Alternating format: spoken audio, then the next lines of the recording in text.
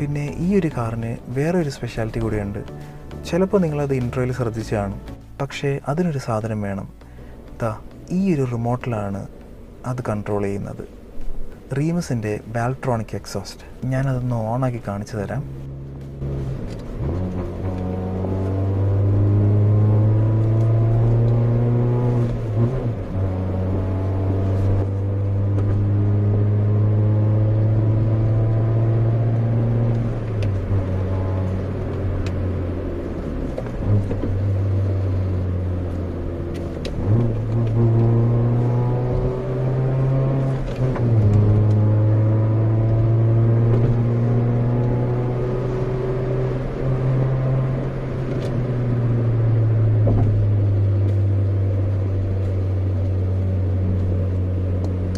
actually എനിക്കിഷ്ടപ്പെട്ട ഒരു കാര്യം എന്തെന്ന് വെച്ചാൽ ഇതിൻ്റെ സൗണ്ട് ഒത്തിരി